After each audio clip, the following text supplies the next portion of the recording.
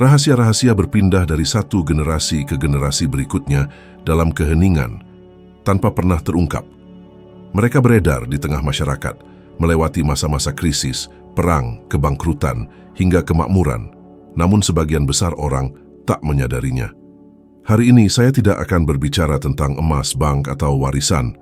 Sebaliknya, saya akan membicarakan kekuatan yang paling berbahaya, sekaligus paling dahsyat di dalam diri Anda, keyakinan Anda.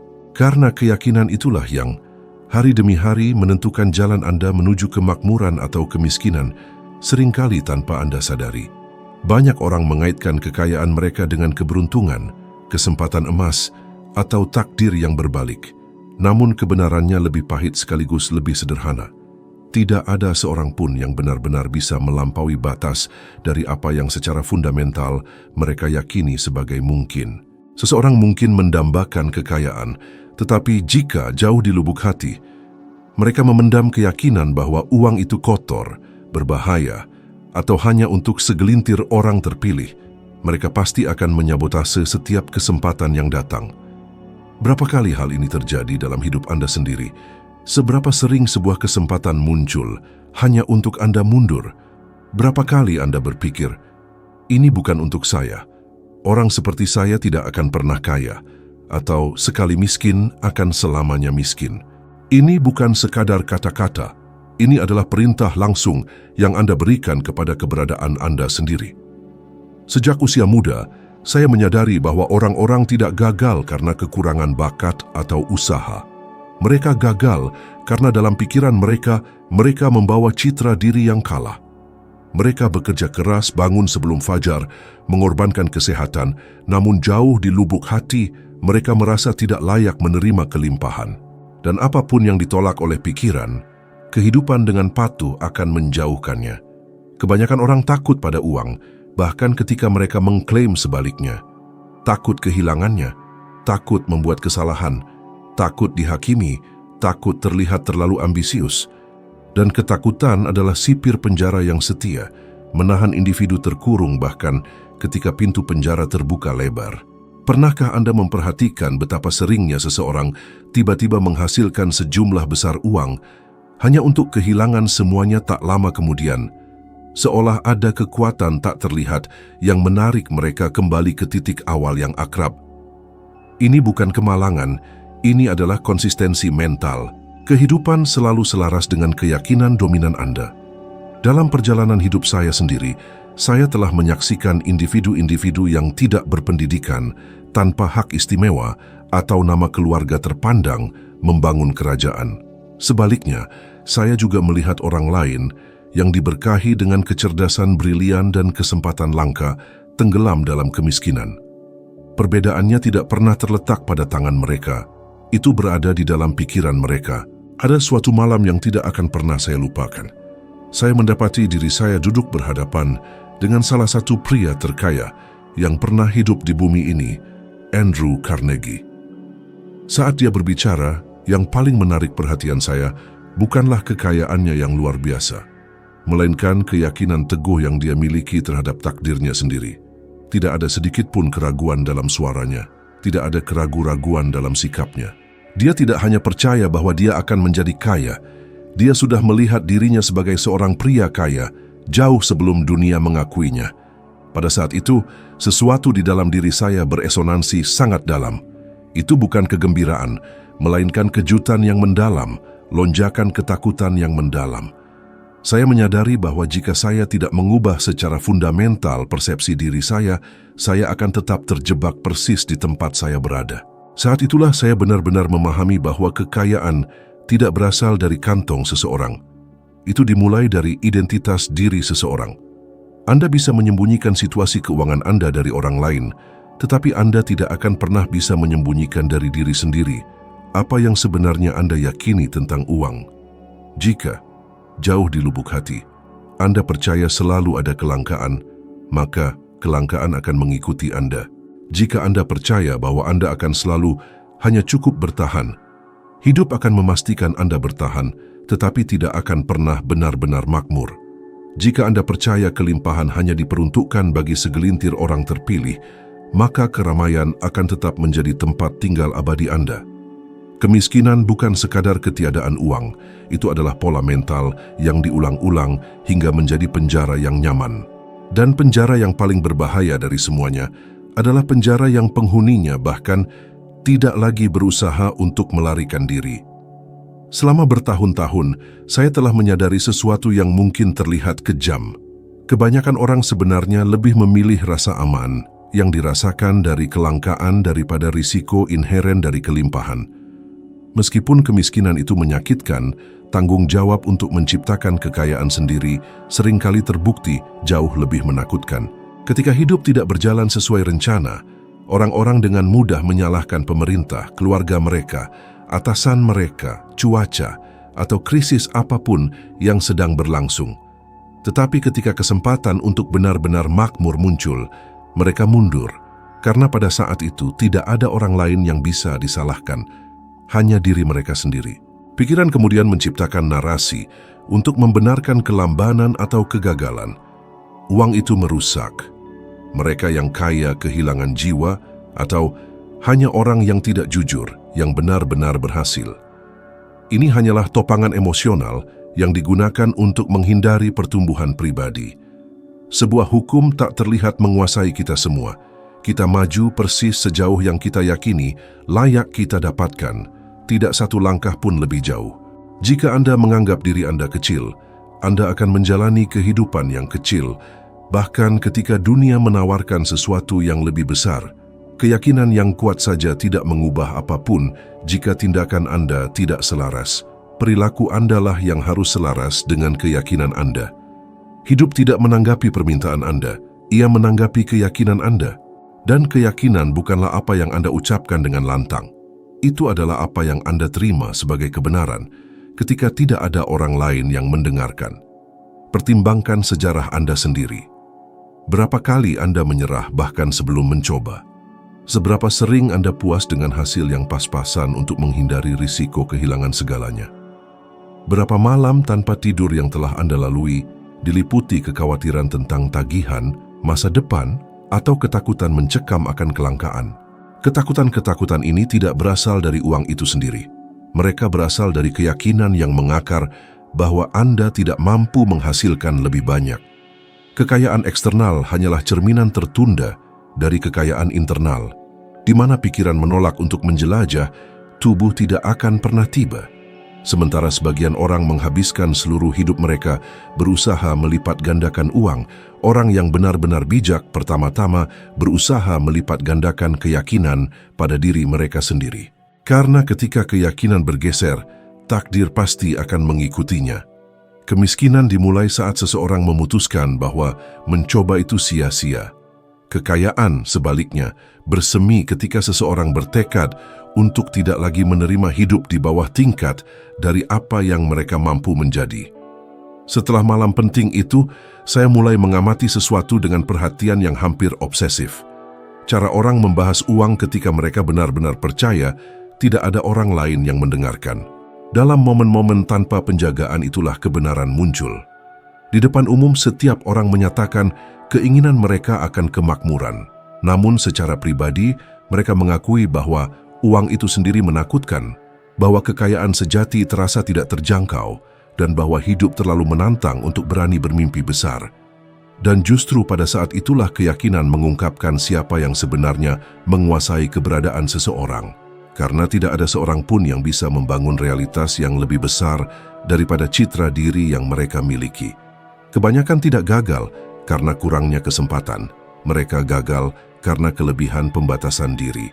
Berapa banyak individu yang Anda kenal yang bekerja keras sepanjang hidup mereka, namun tidak pernah benar-benar mengizinkan diri mereka menginginkan sesuatu yang benar-benar besar. Berapa banyak yang berkata, jika terjadi, terjadilah. Apapun yang saya dapatkan adalah bonus atau Anda tidak bisa memiliki semuanya. Ungkapan-ungkapan ini mungkin tampak rendah hati, tetapi jauh di lubuk hati.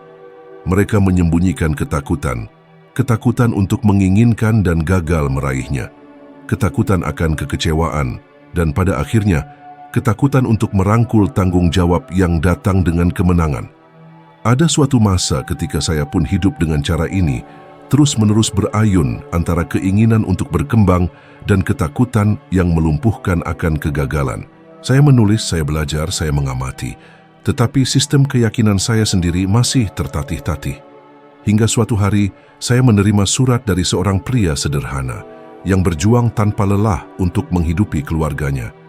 Dia menggambarkan dengan kata-kata yang mentah dan tulus kelelahannya karena menjanjikan perubahan, namun hanya melihat semuanya tetap sama. Surat itu menghantam saya seperti pukulan fisik. Saya menghabiskan bermalam-malam merenungkan isinya hingga saya memutuskan untuk menjawab, bukan dengan penghiburan, melainkan dengan pertanyaan yang menusuk. Apa yang benar-benar Anda yakini tentang uang dan tentang diri Anda? Beberapa bulan kemudian, sebuah amplop lain tiba. Nadanya sangat berbeda. Dia telah berhenti memandang dirinya sebagai korban, mulai mengatur pikirannya, secara aktif menghilangkan kebiasaan merusak diri, dan memilih kata-katanya dengan lebih hati-hati. Dan untuk pertama kalinya, dia melaporkan harapan yang tulus. Ini membawa saya pada kegembiraan yang hening dan mendalam, jenis kegembiraan yang tidak bersuara di luar, tetapi mengubah segalanya di dalam. Saat itulah saya memahami bahwa ketika keyakinan berubah, pertama-tama ia mengubah sikap seseorang, kemudian pilihannya dan pada akhirnya takdirnya. Transformasi itu tidak eksternal, itu dimulai dari dalam. Banyak orang mengabaikan kebenaran krusial. Otak manusia merespons langsung pada apa yang diyakininya mungkin. Penelitian yang dilakukan seawal abad ke-20 sudah menunjukkan bahwa ekspektasi mengubah perilaku, energi, dan bahkan ketahanan fisik. Ketika seorang individu percaya bahwa mereka akan berhasil, mereka mentoleransi upaya yang lebih besar, bertahan untuk durasi yang lebih lama, dan melihat solusi di mana sebelumnya hanya ada hambatan. Sebaliknya, ketika mereka percaya bahwa mereka akan gagal, mereka menyerah lebih cepat lelah, dan mulai melihat masalah di setiap kesempatan. Pada intinya, keyakinan tidak hanya menentukan berapa banyak yang Anda hasilkan, tetapi juga sejauh mana kapasitas Anda untuk bertahan. Dan kesuksesan tertinggi seringkali hanyalah masalah bertahan lebih lama daripada orang lain. Sekarang beritahu saya dengan kejujuran penuh, apakah Anda benar-benar percaya Anda dilahirkan hanya untuk bertahan hidup atau untuk benar-benar makmur? Kebanyakan orang ada dalam netralitas suam-suam kuku dari apapun yang terjadi, biarlah terjadi. Mereka tidak mengizinkan diri mereka untuk menginginkan banyak, hanya untuk menghindari potensi kekecewaan. Tetapi hidup tidak menghargai ketidakpedulian. Ia merespons kejelasan, keteguhan, dan keputusan yang teguh. Di mana tidak ada keputusan, di sana ada pengulangan. Di mana tidak ada keyakinan, di sana ada stagnasi. Individu yang tidak percaya bahwa mereka dapat meningkatkan hidup mereka, mengubah setiap kesempatan menjadi ancaman yang dirasakan. Namun, mereka yang percaya mampu mengubah krisis sekalipun menjadi pijakan untuk melangkah maju. Dan disinilah letak sebuah kenyataan pahit yang jarang orang berani hadapi. Banyak orang justru lebih takut menjadi kaya daripada tetap miskin. Sebab kekayaan secara fundamental mengubah hubungan, kebiasaan, bahkan cara Anda memandang diri sendiri di cermin. Dan tidak semua orang siap melepaskan identitas sebagai korban tak berdaya, penderita abadi, atau pihak yang selalu dizalimi. Kemiskinan, betapapun menyakitkan, selalu menyediakan pasokan alasan. Kekayaan di sisi lain menuntut pertanggungjawaban. Dan kebanyakan orang menghindar dari tanggung jawab justru karena itu menyingkirkan semua pembenaran mereka. Jika pada titik ini, semua yang saya bagikan ini terasa relevan bagi Anda, maka saya memiliki sebuah permohonan sederhana dan lugas. Jika konten ini benar-benar menyentuh pikiran dan hati Anda, mohon klik tombol suka dan berlangganan ke saluran ini sekarang juga. Tindakan kecil ini sangat berarti. Ini menjaga agar ruang transformatif ini tetap hidup, memastikan pesan ini menjangkau khalayak yang lebih luas, dan memungkinkan karya ini terus memberdayakan mereka yang masih terbelenggu oleh keyakinan pembatas diri. Ketika Anda memberikan dukungan, Anda melipat gandakan dampaknya. Dan mereka yang melipat gandakan ide-ide baik, pada akhirnya akan memperluas cakrawala masa depan mereka sendiri. Mari kita kembali ke dasar. Setiap kali Anda berkata pada diri sendiri, bahwa Anda tidak mampu, Anda memperkuat batasan itu. Setiap kali Anda merasa diri tidak pantas, Anda mengencangkan cengkeraman kelangkaan. Setiap kali Anda puas dengan remah-remah, Anda mengajari dunia bagaimana memperlakukan Anda. Hidup merespons sikap Anda. Sikap itu lahir dari keyakinan Anda. Bukan uang yang mengubah orang, melainkan keyakinanlah yang mengubah nilai uang dalam kehidupan manusia. Mereka yang percaya akan selalu menghadapi kesulitan, akan selalu menemukannya. Mereka yang percaya akan selalu menemukan jalan, memang akan menemukannya. Bukan karena jalan itu muncul secara ajaib, melainkan karena pikiran yang terlatih belajar melihat apa yang luput dari pikiran yang menyerah. Coba lihat sekeliling Anda. Berapa banyak orang yang hidup menunggu peluang emas itu datang. Sementara itu, mereka membiarkan ratusan peluang kecil lewat begitu saja setiap hari. Pikiran yang terkondisi oleh kelangkaan meremehkan permulaan yang sederhana. Pikiran yang selaras dengan kemakmuran memahami bahwa setiap sungai besar berawal dari tetesan kecil. Kekayaan tidak lahir dari lompatan spektakuler, ia dibangun melalui gerakan-gerakan tak terlihat. Diulang setiap hari, dipandu oleh keyakinan yang benar. Orang yang kurang percaya diri akan sedikit meminta, sedikit mencoba, dan sedikit pula meraihnya. Orang yang lebih percaya diri akan lebih banyak menuntut dari dirinya, mencoba berkali-kali, dan bahkan ketika gagal, mereka tidak ditentukan oleh kegagalan itu. Mereka ditentukan oleh langkah berikutnya. Kemiskinan membuat pandangan terpaku ke tanah. Kemakmuran mengajarkan Anda untuk melihat ke depan. Dan melihat ke depan adalah sebuah keputusan, bukan suatu kondisi. Jika Anda memahami ini sekarang, bahkan jika Anda belum melihat hasil materi apapun, ketahuilah, sesuatu telah mulai bergeser di dalam diri Anda. Karena perubahan pertama tidak pernah terjadi di rekening bank Anda. Itu terjadi pada jenis pikiran yang Anda biarkan bertahan di benak Anda sendiri. Dan sejak saat itu, tidak ada pengulangan yang sama dengan yang sebelumnya. Pada satu titik dalam perjalanan hidup saya menemukan diri di depan cermin yang tidak memantulkan wajah saya, melainkan memantulkan ketidakamanan saya sendiri. Saya sudah mendengar cerita, mempelajari berbagai kasus, mengenal orang-orang kaya dan orang-orang yang bangkrut, tetapi masih ada sisa keraguan yang senyap di dalam diri saya. Dan justru pada periode inilah saya melewati salah satu fase paling pahit dalam hidup saya. Sumber daya langka, jawaban tidak kunjung datang, dan saya merasakan beban tanggung jawab menekan dada saya seperti sebuah ikatan. Ada hari-hari saya berjalan berblok-blok, hanya untuk mengumpulkan pikiran, mencoba memahami mengapa, meskipun percaya pada kekuatan pikiran, saya masih mengalami begitu banyak ketidakstabilan.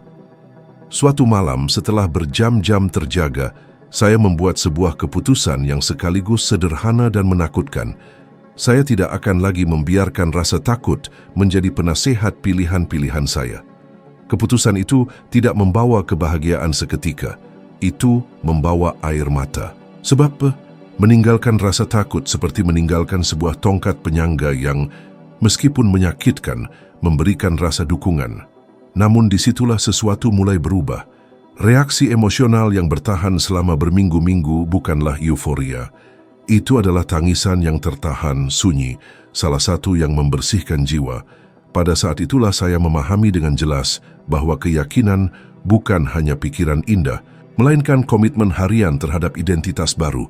Bahkan ketika segala sesuatu di sekitar bersikeras untuk tetap terlihat sama. Sejujurnya, kebanyakan orang mengaku percaya pada kemakmuran, tetapi hidup seolah-olah mereka mengharapkan kegagalan. Mereka bangun tidur memikirkan apa yang bisa salah. Mereka berangkat dari rumah mengantisipasi kesulitan.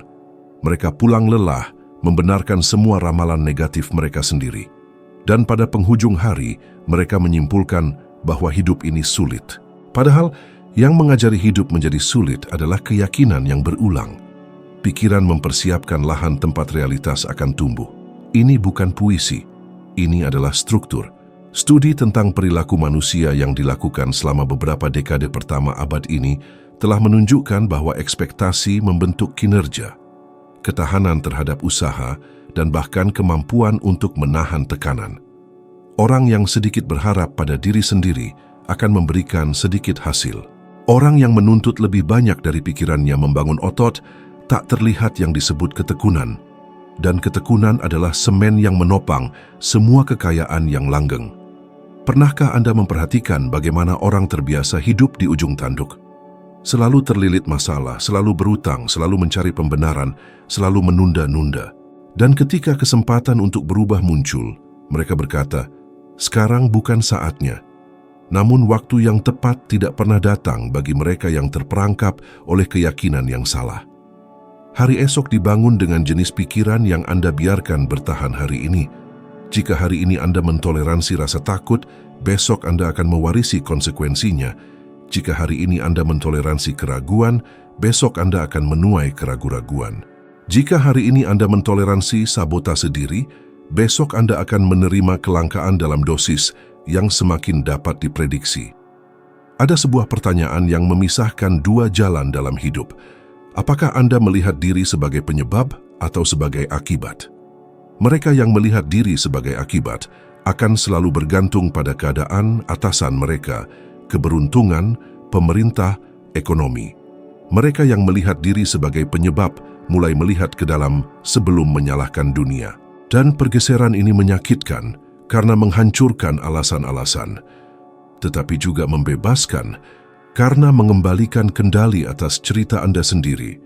Kemiskinan terbesar bukanlah kekurangan uang, melainkan menyerahkan kendali atas takdir Anda sendiri. Inilah satu poin yang hampir tidak ada seorang pun suka mendengarnya. Bukan gaji yang membuat seseorang terjebak dalam kelangkaan, melainkan pola pikir mereka. Ada orang yang berpenghasilan sedikit, namun makmur. Dan ada orang yang berpenghasilan besar namun hidup berutang. Uang hanya memperbesar apa yang sudah ada di dalam diri seseorang. Dalam pikiran yang tidak teratur, uang menjadi pelarian. Dalam pikiran yang lemah, itu menjadi kecanduan. Dalam pikiran yang siap, itu menjadi alat. Nilainya bukan pada uang itu sendiri, melainkan pada kesadaran yang menggunakannya. Terkadang, rasa takut bersembunyi di balik kehati-hatian. Seseorang mengatakan mereka berhati-hati, padahal sebenarnya mereka ketakutan. Mereka bilang sedang menunggu saat yang tepat, padahal sebenarnya mereka menghindari risiko pertumbuhan. Dan pertumbuhan itu menakutkan karena menuntut untuk meninggalkan versi lama diri Anda. Ini menuntut untuk meninggalkan narasi korban. Ini menuntut untuk berhenti menceritakan kisah-kisah untuk membenarkan kehidupan yang kecil. Kekayaan dimulai ketika Anda lelah menjelaskan diri Anda kepada diri Anda sendiri. Sekarang, pada titik ini dalam perjalanan kita, saya mengusulkan satu-satunya tantangan dari seluruh pesan ini. Hanya satu, sederhana, lugas, dan mendalam. Selama 30 hari, pantau dengan cermat semua yang Anda katakan tentang uang, kesuksesan, peluang, dan diri Anda sendiri. Tidak ada pernyataan kekalahan yang boleh keluar dari mulut Anda tanpa segera diperbaiki. Tidak ada lelucon tentang kegagalan. Tidak ada pernyataan ketidakmampuan. Tidak ada ramalan kelangkaan. Di akhir 30 hari ini, amati sikap Anda, keputusan Anda, dan jenis peluang yang mulai Anda perhatikan. Anda tidak hanya akan menuai perubahan eksternal. Anda akan lebih dulu merasakan pergeseran dalam cara Anda menjalani hidup. Ini adalah dividen awal dari kelimpahan. Mungkin Anda berpikir sekarang, apakah ini benar-benar akan berhasil untuk orang seperti saya? Pertanyaan itu dengan sendirinya sudah mengungkapkan keyakinan yang mencoba melindungi diri. Dan saya membalasnya dengan pertanyaan lain. Jika tidak berhasil, apa sebenarnya yang Anda rugikan dengan mencoba mengubah pikiran Anda sendiri selama 30 hari? Rasa takut ingin membuat Anda diam. Keyakinan ingin menggerakkan Anda. Antara tetap di tempat dan bergerak maju, hanya ada satu pilihan, yang mungkin bagi mereka yang ingin membebaskan diri dari kemiskinan mental. Selama bertahun-tahun, saya telah melihat orang-orang yang tidak pernah mengelola jumlah uang besar kehilangan segalanya, karena mereka terus melihat diri mereka sebagai orang miskin, dan saya telah melihat segelintir orang, sangat sedikit, yang membangun kemakmuran yang mampu bertahan dari krisis, penyakit, dan kemerosotan ekonomi, karena keyakinan mereka tidak tergoyahkan. Mereka bukan orang-orang yang sempurna. Mereka adalah orang-orang yang gigih. Keyakinan yang benar tidak mencegah kejatuhan, tetapi ia mengubah kejatuhan menjadi sebuah latihan, bukan kekalahan. Kehidupan finansial Anda pada saat ini juga adalah cerminan akurat dari apa yang Anda yakini tentang kelayakan, kemampuan, dan kemungkinan. Itu tidak salah, itu konsisten, dan itu bisa menyakitkan. Tetapi juga bisa membebaskan, karena apa yang diciptakan oleh satu keyakinan bisa diubah oleh keyakinan lain. Kekayaan dimulai ketika seseorang memahami bahwa mereka tidak perlu mengubah dunia. Mereka perlu mengubah citra yang mereka pegang di dalam diri mereka sendiri. Dan ketika citra itu berubah, dunia, tanpa benar-benar memahami alasannya, mulai merespons secara berbeda. Jika sesuatu di dalam diri Anda telah tergerak hingga titik ini, perhatikanlah, kegelisahan itu adalah tanda bahwa keyakinan lama telah mulai kehilangan pijakan, dan semua perubahan sejati dimulai persis seperti ini. Dengan ketidaknyamanan yang mendorong seseorang keluar dari penjara, tak terlihat tempat mereka sendiri belajar untuk tinggal. Ada saat yang menentukan dalam hidup setiap manusia ketika mereka menemukan bahwa mereka tidak sedang berjuang melawan dunia, melainkan sedang berjuang melawan pemrograman internal mereka sendiri. Kebanyakan orang bahkan tidak menyadari hal ini. Mereka bangun pagi, bekerja keras, menghadapi penghinaan tanpa suara, menanggung berbagai kekurangan, namun tetap terperangkap di bawah langit-langit tak terlihat yang sama. Dan mengapa langit-langit ini tidak runtuh? Sebab ia bukan terbuat dari beton, ia terbuat dari keyakinan. Pikiran manusia adalah lahan yang subur. Setiap benih yang diterimanya akan tumbuh. Jika ia menerima benih ketakutan, akarnya akan menghujam dalam. Jika ia menerima benih kemungkinan, ia akan menjulang menggapai matahari. Dan bagian yang paling berbahaya adalah bahwa sebagian besar benih itu ditanam tanpa persetujuan sadar. Frasa yang didengar di masa kanak-kanak, kekalahan yang tidak dicerna dengan baik, contoh kegagalan yang berulang di rumah, pidato pengunduran diri yang tampak bijaksana, namun sejatinya hanyalah penyerahan diri yang lambat. Pada satu titik dalam perjalanan karier saya mengamati dengan saksama bangkitnya seorang pemuda yang membawa sesuatu yang sangat langka di matanya, keyakinan sebelum pembuktian. Thomas Edison menghadapi cemoohan publik, kegagalan berturut-turut, kerugian finansial, dan cap orang gila yang gigih. Banyak orang menyebutnya si keras kepala yang bodoh.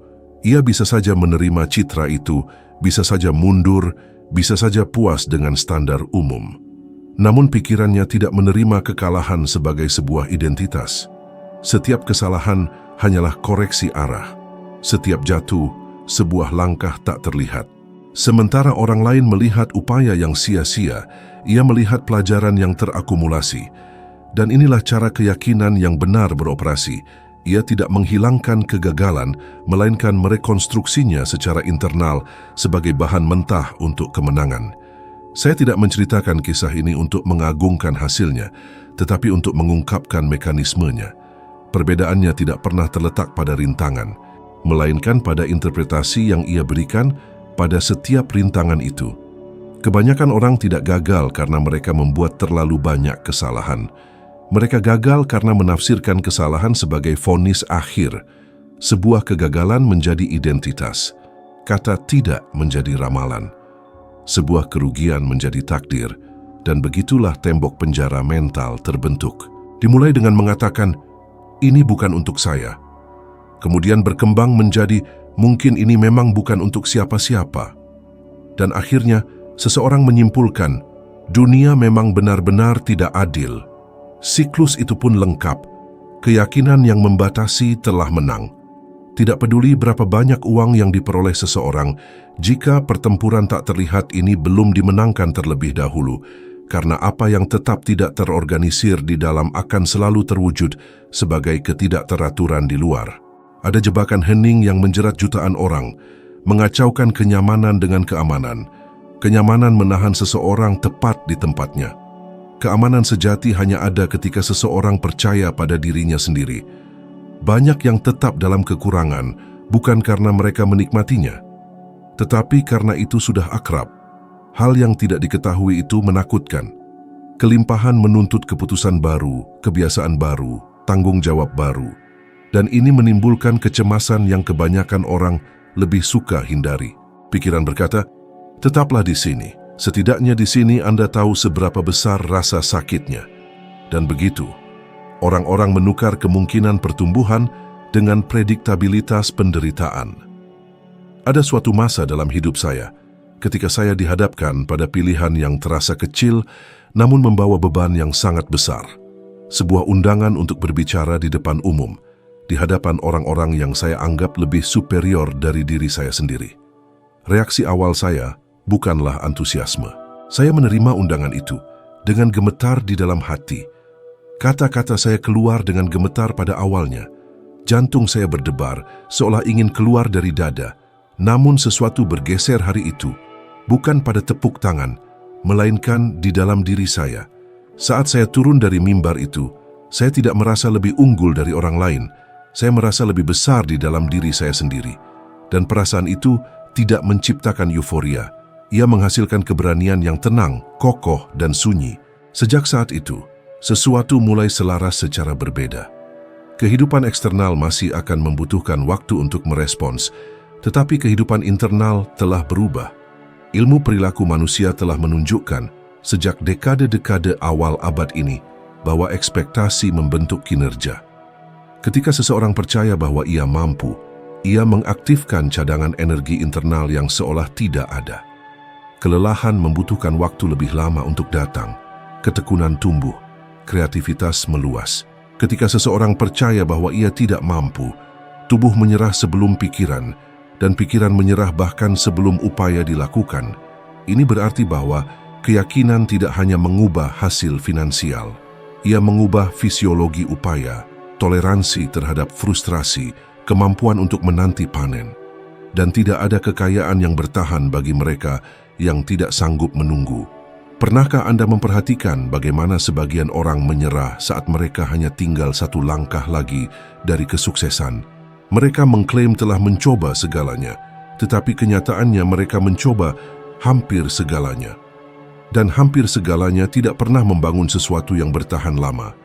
Keyakinan yang salah termanifestasi sebagai ketergesaan. Keyakinan yang benar termanifestasi sebagai konsistensi. Mereka yang miskin mental ingin cepat kaya karena ingin lari dari rasa sakit. Mereka yang kaya mental membangun dengan perlahan karena memahami nilai dari struktur. Yang satu ingin lari dari kegagalan, yang lainnya ingin menguasai prosesnya. Tanyakan pada diri Anda dengan jujur, apakah Anda lari dari rasa sakit atau membangun kekuatan? Apakah Anda lari dari kesulitan atau menggunakannya sebagai latihan? Apakah Anda melihat diri Anda sebagai seseorang yang menahan proses atau seseorang yang hanya memimpikan hasilnya? Jawaban-jawaban ini tidak berada dalam teori. Mereka hidup dalam keputusan-keputusan kecil tak terlihat sehari-hari. Pada jam Anda bangun tidur. Dalam jenis pikiran yang Anda toleransi ketika menghadapi masalah. Dalam cara Anda berbicara tentang diri sendiri ketika Anda lelah. Keyakinan tidak terungkap dalam pidato. Ia terungkap dalam kebiasaan. Ada sebuah frasa sunyi yang mengatur takdir jutaan orang. Hanya sampai di sinilah saya bisa pergi. Beberapa mengucapkannya terlalu cepat. Yang lain tidak pernah berani mempertanyakannya. Tapi itu bukan hukum alam semesta. Itu hanyalah sebuah opini lama yang diulang begitu sering, sehingga mulai terasa seperti kebenaran. Kemiskinan finansial seringkali hanyalah konsekuensi akhir dari kemiskinan ekspektasi. Mereka yang mengharapkan sedikit dari hidup akan menerima sedikit dari hidup. Bukan sebagai hukuman tetapi karena konsistensi. Mungkin sekarang Anda menyadari bahwa rekening bank Anda tidak pernah hanya tentang uang. Itu selalu menjadi cerminan seberapa besar Anda percaya bahwa Anda pantas, seberapa besar Anda percaya pada kapasitas Anda sendiri untuk mempertahankan sesuatu yang lebih besar, seberapa besar Anda membiarkan diri Anda melepaskan identitas lama Anda. Kekayaan tidak lahir ketika uang tiba. Ia lahir ketika seseorang berhenti lari dari kekuatannya sendiri. Jika sesuatu di dalam diri Anda mulai bergejolak setelah mendengar ini, ketahuilah bahwa itu bukanlah antusiasme sesaat. Itu adalah keyakinan lama yang sedang dihadapkan pada kemungkinan baru. Dan ketika kemungkinan bersemayam cukup lama di dalam pikiran, ia mulai menuntut tindakan. Dan ketika tindakan dimulai, takdir, cepat atau lambat, terpaksa bergerak bersamanya. Ada titik dalam perjalanan di mana seseorang menyadari bahwa mereka tidak bisa lagi berpura-pura tidak tahu.